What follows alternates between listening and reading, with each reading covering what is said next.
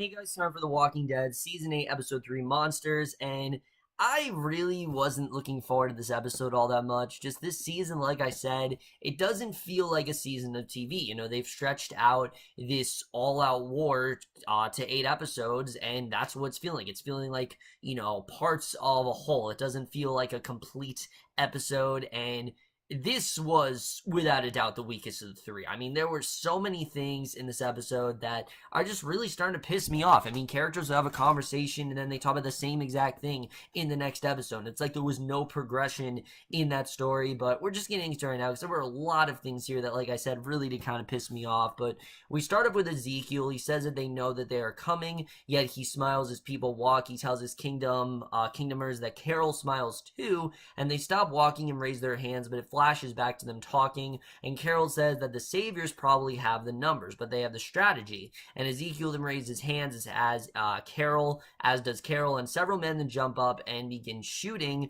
and Ezekiel says he's binding a hope to his heart, perhaps unwisely, but they have come this far and are still there. So he has the hope that they will prevail, they're going to get through this, Again, this is the same exact thing we talked about last week. He still thinks that they're going to get through this. He still thinks things are going to go great for them. Basically the same exact conversation we had last week. So after they shoot everyone around them, Shiva then joins Ezekiel, who smiles with Carol, tells him that they're moving onward, and Rick then lowers his gun at Morales, and that was the stuff I was most looking forward to, because like I said, Morales is one of the only things that, is a connective tissue towards the beginning of this show. It shows where the show has come from, it shows how much it has evolved, so I was looking forward to seeing what they do with it. It's just, where they go with this, well, we're going to get into that, but he acknowledges that they both made the same journey, but they are completely different now because Rick is a monster, and I don't know. I mean, 8 seasons in, Rick is not exactly completely rootable, but I wouldn't say he's a monster. I mean, the time to get Rick to turn on himself would have been like earlier in the series. It's not now and it's all out war, because he knows that Rick is a guy who's always willing to rush in, but he wants to know why and what he's looking for. But when Rick doesn't answer, he says it doesn't matter because people are coming and they're going to get him to Negan. So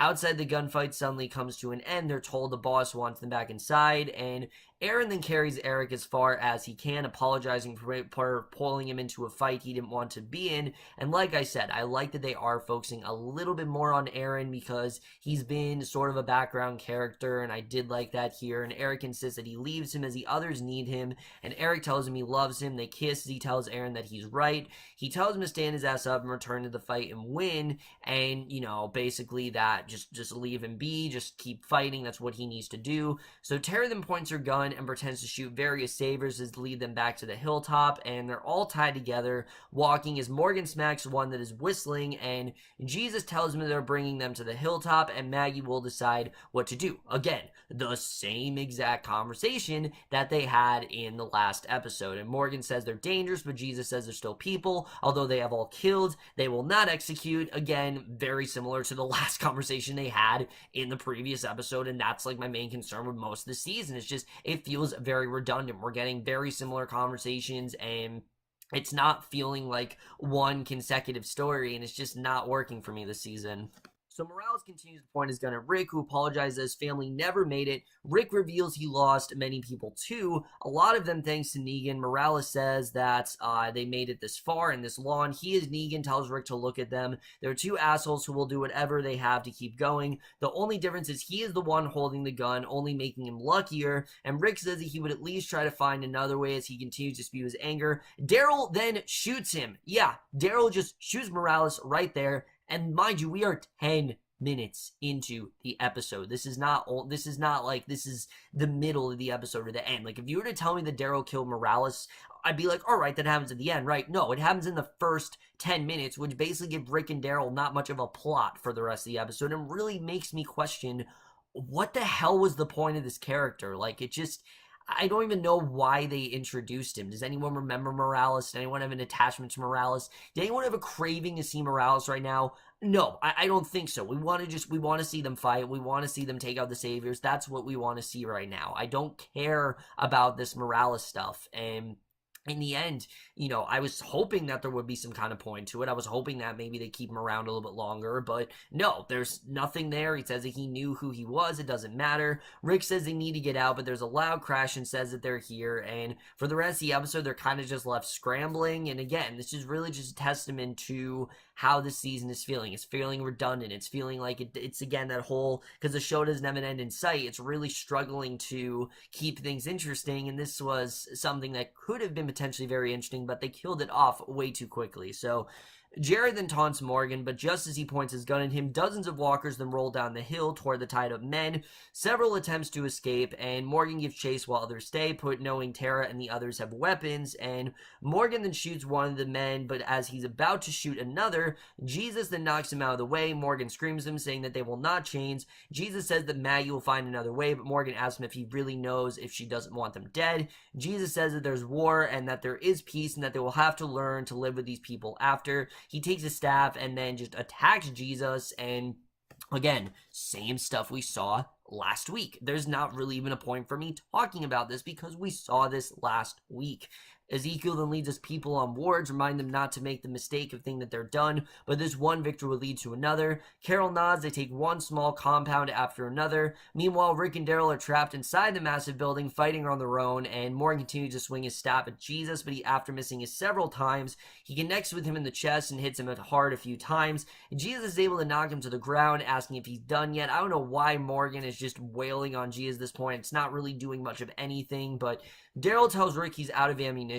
Rick then shoots a fire extinguisher and is able to tell one of their men where they are, and Jesus then uses Morgan's staff and hits him a few times, asking if it's over. He throws it back to him. Morgan then brings the sharp point right to his throat and asks what. Morgan tells him he cannot be a part of this, but that doesn't make him wrong. Tara then looks at him and tells him that he's right as he leaves, and I don't think that Jesus is going to be the one to die. We know someone dies. I don't think it's going to be Jesus. It's way too predictable. I think Morgan's dying. I think Morgan actually is going to be the one to die because this is getting way out of hand, and when someone is usually this erratic and usually this not in control, and the person that's going rogue, that's usually the person that dies. So I'm going to assume that Morgan is going to die this season. I think it just makes the most sense to do that. And like I said, it feels like they're struggling on what to do with this character. And that's the same for many characters in the show. We do get a nice scene at the hilltop, though, where Enid sees Gregory arrive with Father Gabriel. And I like this because it wasn't something we saw last week. Maggie opens the gate just enough to demand to know what he's doing with Gabriel's car and why he's there. And he says that this is home and he built this, and Maggie then snaps as he says he was working for peace and sanity. It was all Negan making him say those things. And she says that he went there to betray them and warn Negan that they were going to fight. And as Maggie walks away, he admits that he was scared. And that's very much true. We remember that Gregory was the one who told Negan about the war and told him that this is coming. And basically he admits he was scared, didn't think they could win, but now knows fighting them is the only way. He made a mistake and is sorry. He feeds on her mercy, humanity, begging her to open her heart. She tells them to let him in. She says that he isn't worth killing, at least not yet. They can still use him to their advantage. They can still sort of trust him, and I get where she's coming from here. He hasn't completely betrayed them. It's clear that he's just very much grasping for straws at this point, and I think Maggie, it's another ally. Why not just add another ally to their team? And I'm interested in seeing really where that's going to go. So suddenly Jesus arrives with all the sabers. Tara agrees with Gregory about not letting them in. Jesus says to put them in the back. He says that they cannot let them go, nor can they kill them, so he just locks them up in the back until it is over. In around the compound, walkers are eating what remains as Daryl is shooting them in the heads with arrows. Trucks are being loaded with the living as the dead are being covered with blankets after Rick takes photos of their faces, and Aaron returns to where Eric was leaning on the tree, begins to sob, and to the surprise of no one, Eric is now a walker. He joins the others going toward the forest. Someone stops him from following, and he sits and stares at his bloody hands, and it's supposed to feel like this big moment. This is something that we've spent we spent time with these characters for years. We're supposed to be really sad, but I didn't, because Aaron and Eric, I didn't really feel like had much of a build-up. They had, one or two episodes together, and other than that, we haven't really focused on their relationship. We haven't really seen them throughout the years. I mean, it's nothing like what Rick and Lori had, or what Glenn and Maggie had, or even going all the way back to what what Michonne and what Sasha and actually I'm trying to think of the names. What Tyrese and that other girl he was with had. I mean, it just you don't care honestly that he was killed. You really don't. I mean, it's again, it's a good performance for Ross Marquand, but you just don't really care that Eric died here. So Rick saying that he can basically we then see the baby Gracie, who appeared to be dead earlier. Aaron approaches Rick saying he can bring her to the hilltop and she will be safe there. Rick hesitates, but he hands Aaron the baby. He has a newfound sense of life. Daryl's about to get it on his motorcycle as he loaded his last weapon. Rick isn't getting into the truck, but suddenly someone shoots at the truck and he calls out saying he knows that there's only one person behind the tree and tells him to come out, reveal what they want to know. They can take his car. The man asks why he should trust him. He says he had his word, and that is to mean something. When he reveals that they moved out yesterday, Daryl just shoots and kills him, which I don't even understand why Rick wanted to keep him alive. Like, why not just shoot him? I mean, he's someone who obviously is working with the Saviors. He's not going to help you in any way. Why the hell are you keeping him alive? So Ezekiel's been told that everyone is accounted for, but Carol tells him they need to sweep the compound.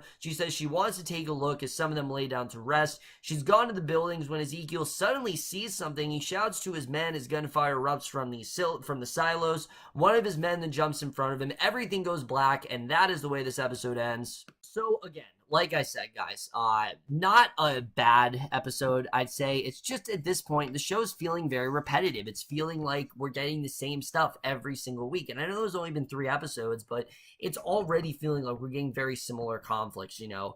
It's clear that they've set the groundwork for this season. Jesus not wanting to kill Saviors, Morgan feeling like they have to kill everyone, Tara feeling they have to kill everyone, Maggie being very, you know, leading the hilltop and being very careful with who she actually lets in and wanting to possibly trust Gregory and getting them on their side. Ezekiel having hope that the war is going to turn out fine, and Carol being kind of unsure about it, but she's trying to stay hopeful. I mean, these are all things, minus the Maggie stuff that we saw last week. Aaron and Eric as well, we saw that last week. It isn't feeling individual enough. It isn't feeling like episodes. It's just feeling like one long movie. And again, if this was a movie, that'd be a different story. But this is a TV show that's 8 seasons in, and it's starting to feel like it's really starting to lose its sense of purpose, and it's really starting to forget what it really is meant to be. The Walking Dead is supposed to be a study on, you know, how can people be human in a world where every second when someone turns, they're anything but. I mean, is there still humanity left in the world? It seems like the show is really starting to get away from that, and they're going to the most basic of conflicts. And again, it's not really helping the show at all. But of course, we have to address the elephant in the room, Morales. I mean, what was the point of this character? Literally, he's introduced in episode 2. You think that maybe he's going to, you know, we're going to get some backstory on him, or he's going to lead Rick to Negan. But no, he's just dead in the first 10 minutes. And like I said, the rest of the episode, Rick and Daryl, they're just plotless. They're looking for something to do. They don't really know what's going on. Rick, I guess, is going to raise this baby Gracie now. But what was the point of Morales? There was no point having him here. It just seemed like they shoehorned him in here because they didn't know what the hell to do with these characters. So they just stuck him in here, and it just led me feeling, again, really, really hollow. The same with Eric's exit.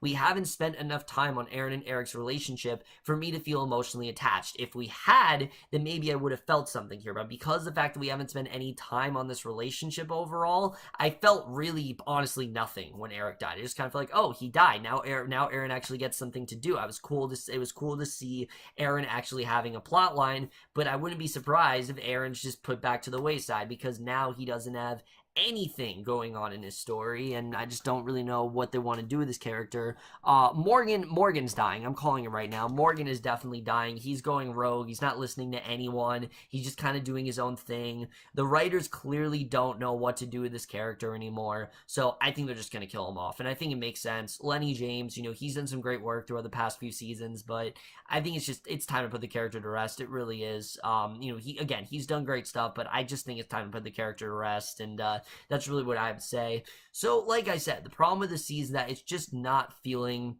original enough. It's not feeling like it's going in this really cool direction, and it's really dragging things out. And I understand you can't get Jeffrey D. Morgan every episode. I get that, because if you had a conversation between Rick and Negan every episode, the show would get very boring. I totally get that. You have to keep him to the side. But the fact that they're spending so much time on can we trust the Saviors doesn't make any sense. The war is against the Saviors. Why are you trusting Saviors? Why are you recruiting Saviors? It just doesn't make any sense to me whatsoever, and I don't know why the show is going in this direction. For me, like I said, this is easily the weakest episode of the season, and I am definitely going to give The Walking Dead Season 8, Episode 3, Monsters, a C+. So what we're guys doing this episode of The Walking Dead, the most guys thought this episode overall, left your thoughts, and like I said, a similar outlier, and the show's really not doing it for me right now. I'm hoping that it does get better as the season goes on, but right now, it's not really feeling like an all-out war. It's feeling like a very long, dragged-out war, and not in a good way. But that's in my review. Hope you enjoy. See you guys in my next video, and I will see you guys for that. Okay, bye.